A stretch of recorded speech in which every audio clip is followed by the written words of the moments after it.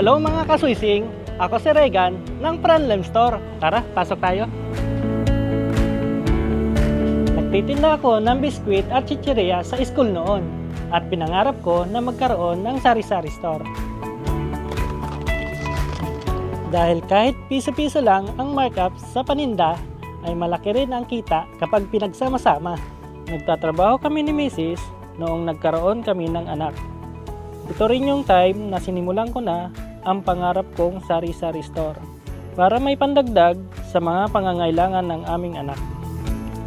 Kaya during that time, napagkasunduan namin ng misis ko na magkaroon ng shifting schedule para may mag-aalaga pa rin sa baby namin.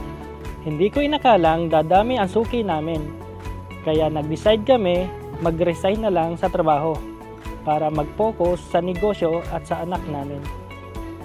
Habang tumatagal, dumadami ang mga customer na nagre-request ng wholesale. Kaya naisipan namin mag-expand to a grocery store last 2018. Dito rin kami nagsimula kumuha kay Soysing. At hindi namin inakala, ito na pala ang magiging start ng grocery success namin.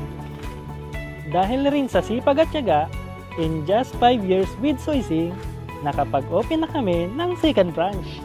Sabi nga ng iba, ang tagumpay natin ay nagsisimula dahil sa inspirasyon.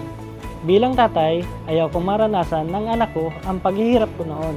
Kaya nagpupursige ako para maibigay ang pangangailangan ng pamilya ko. Sa mga kapwa kong tatay na nanonood ngayon, sana ay ma-achieve nyo rin ang success both sa pamilya at negosyo. Happy Father's Day mga kaswising!